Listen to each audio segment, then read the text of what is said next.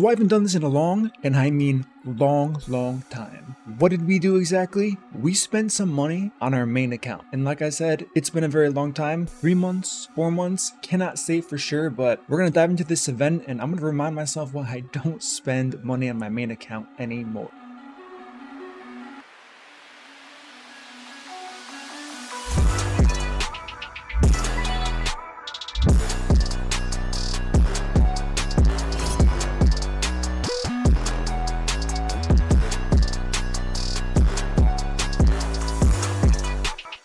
What up team, it is MurderInc, and as I said, we're here to pull some shards and remind ourselves why we don't participate in any of these events. What do we got going on? We have this extra legendary event.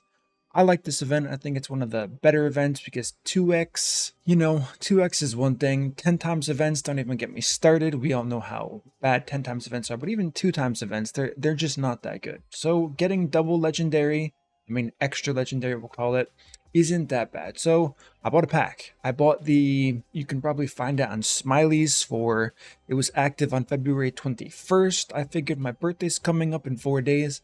Why not buy a pack? You know what I mean? So it's risky. I only have 116 ancient shards. I think I've pulled like 20, 30, 40 without anything before, just slowly getting them from Clan Boss.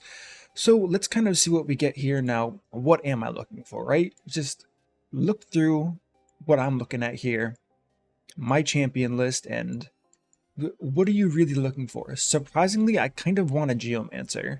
Now, this has nothing to do with the extra legendary event, obviously, but I kind of would like another Geomancer for other areas in the game. My free-to-play has one. Why not give my main a second one? It's pulled tons of shards, but I only have one, surprisingly, on this entire account. So that would be nice. There is the new Elven or Sylvan Watchers faction, and I just got King Galkabar, so he's there for Faction Wars. Maybe if I could use another Faction Wars champion, like I believe Elva is her name. Let's have a look really quickly. I do believe it is Elva. Yeah, Elva. Don't want the fusion. Ruark maybe wouldn't be bad. Don't know anything about his kit. I'll look at it if I pull him. But overall, I guess Harima is the only champion. She's a Shadowkin that I would not mind having. Now, Michinaki, I made a video when he first came out. He looks really cool. And of course, he has the synergy with Hydra where he does very well. So another possibility for sure. So I guess there are a few champions that are not void that I wouldn't mind having. But once again, I'm here to remind myself and anyone watching why I don't spend, and why most people probably don't spend a ton anymore when their accounts have pretty much everything, or if they're kind of going for a reach saying I need this specific champion for it to be really good, and then they realize it. So I could end up not even pulling legendary. Let's hope that's not the case for this video's sake, because that'd be kind of boring, wouldn't it? I'm not going to do the slow pull, so let's just kind of go through here quickly. Shaman, yes, everyone loves Shaman. Okay, we got Scion. What a great login reward. Don't even get me started on Scion. I'm sure you guys understand about Scion as well here. So that's 30 shards in, nothing. Here we go for 40, and we got it. What did we get? Beauregard the Elder and our 1000th Pixneal. I don't know if I have this guy. I'm going to be honest with you. Increased resistance, increased speed. We already know how bad increased resistance is. We already talked about Oella. Allies receive 10% less damage from champions whose resistance is lower or equal to theirs. Okay. I think he's new. I really do. So now we have 76 shards to kind of... that wasn't as exciting. I kind of was hoping that it got down to like the last 10 pull. We could be really like cinematic with it. But let's see if Beauregard's even a new champion.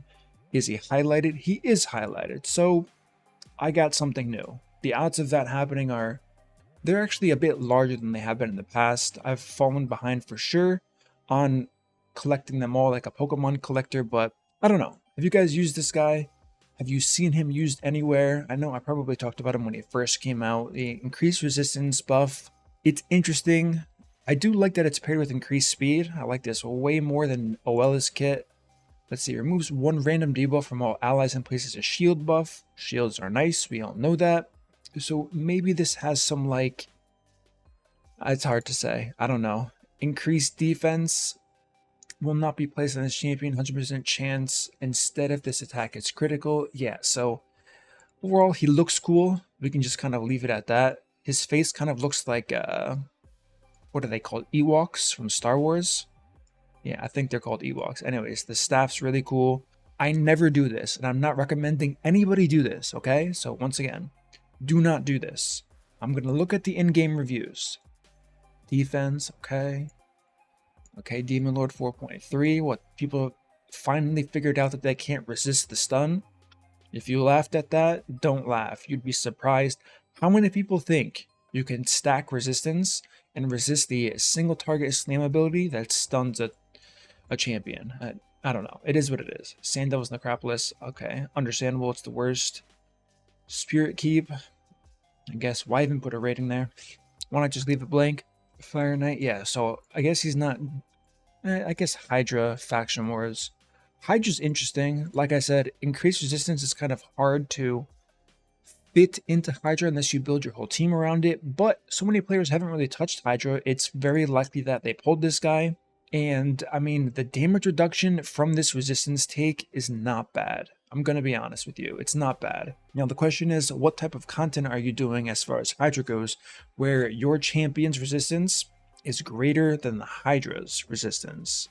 That's going to be a stretch. It's probably when you overgear content, that's the only time that would be applied, because the Hydra has some pretty high resistance, especially when you start getting to the later stages. So with that being the case here, he does have 50 base res, not that that matters at all, but the shield is good for Hydra, and it's one of those, okay, so it's one of those good shields. We talked about this with Oella. Places a shield buff on all allies for 2 turns equal to 20% of this champion's max HP, as opposed to the champion's max HP.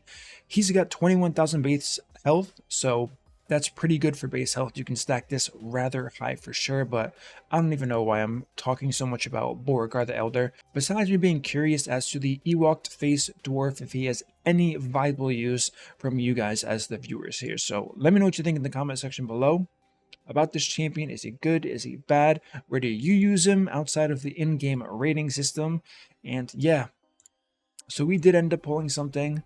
Like I said, a little bit anticlimactic. I thought I'd get like deeper into the shards here. It would be like, am I going to pull something? Am I not going to pull something? But content creator luck, what am I going to do about it?